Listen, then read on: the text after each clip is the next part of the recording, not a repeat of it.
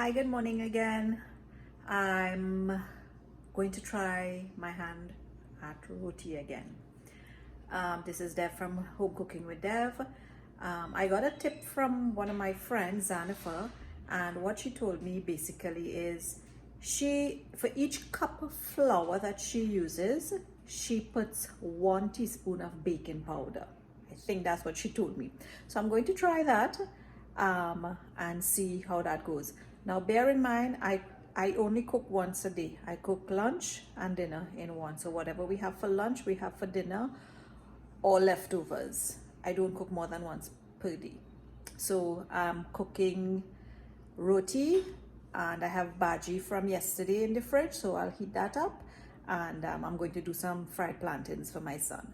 So let's see if the roti comes out good this time. We keeping our fingers crossed that it'll swell this time. So in here I have 4 cups of flour, and to that, based on what I was told, I'm going to add 4 teaspoons of baking powder. I'm not adding any salt. I still feel I want to add some yeast. So let me get my yeast, and we will add just a little bit, just a little dust of yeast.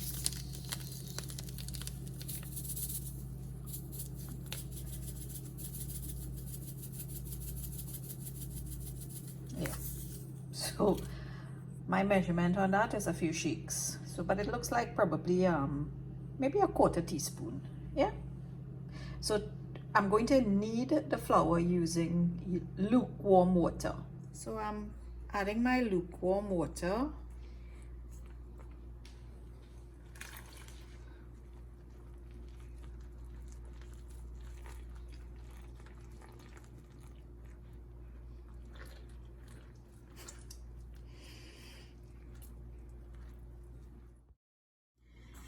So I'm kneading the flour. I'm going to continue kneading it like this for a couple minutes, and then I'll add some dry flour just to get it not so sticky, so that hopefully we'll end up with a smooth dough, not like the dough that I got the last time. Okay, I'm being very honest. This is the smoothest I could get my dough. I needed it. My arm is hurting, but this is the smoothest I can get it. I'm just going to leave it there. I'm just going to cover it and leave it there for probably about 15-20 minutes, and then we'll make out our loyas and soon make the rotis. So this is my flour. I'm going to make out 4 loyas or dough balls. So I want to get 4 roti. 2, 3, and 4. Good. So we're just going to roll that and tuck it in and leave that for about 10 minutes. And then we'll make the roti and see if we have any luck with it swelling this time. It feels nicer than the last time. It feels a little more pliable. So let's see. Okay, so I sprinkled some dry flour and I opened out the roti. I'm going to start to bailey it, and we're going to see when we put it on the tower what's going to happen this time.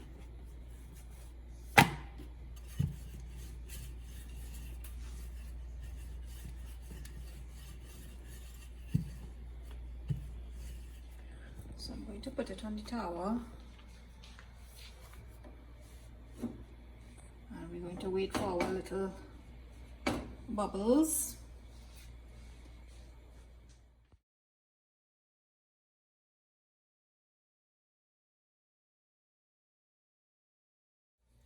So I'm going to turn it over now, and we're going to start a sake.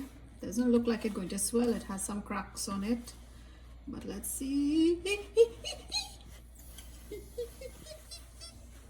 I'm hearing the air hissing out of it, but it's swelling again.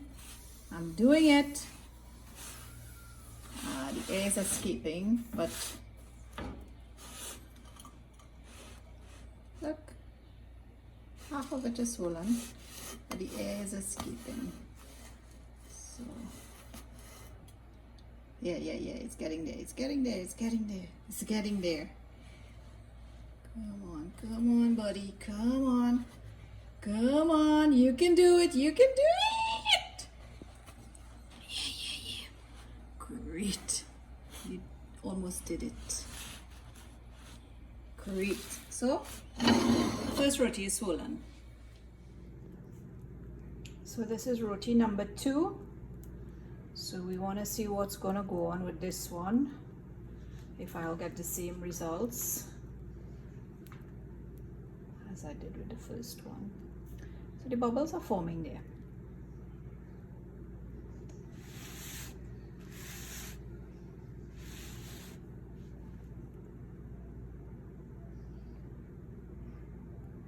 So I'm going to flip it.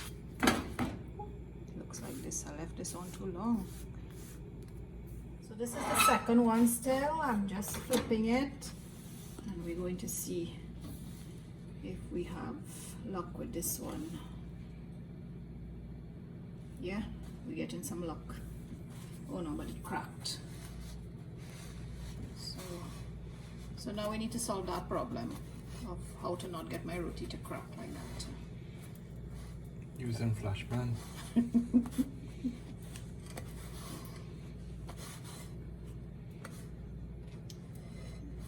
Still swelling.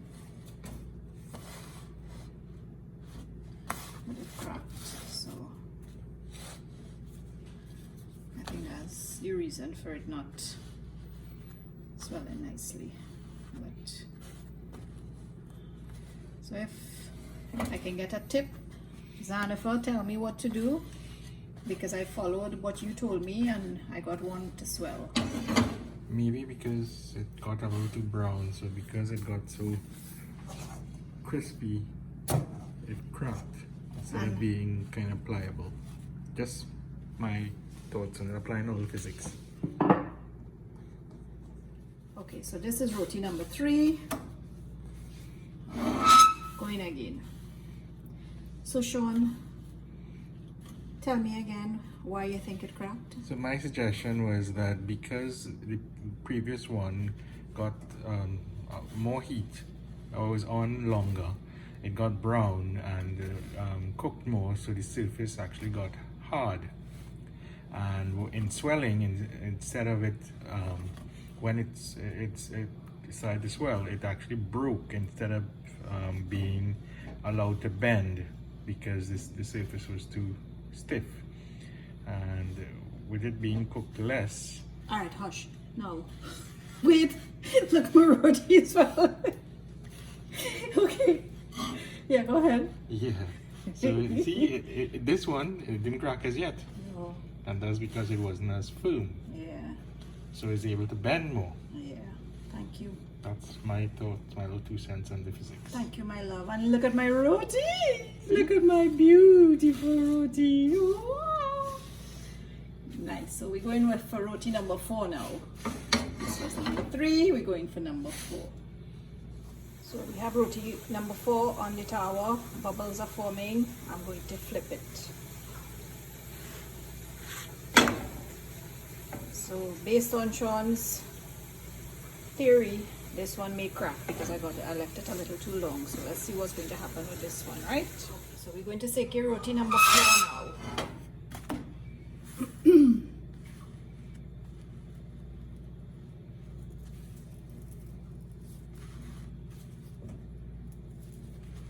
Nice. This one is cracking a little bit, but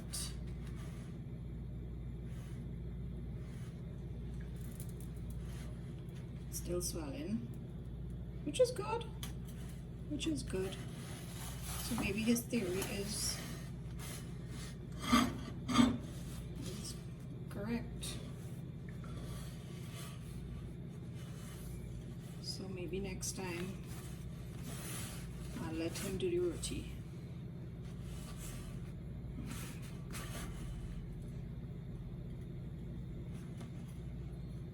So this one isn't swelling. So Well, it's swell a bit.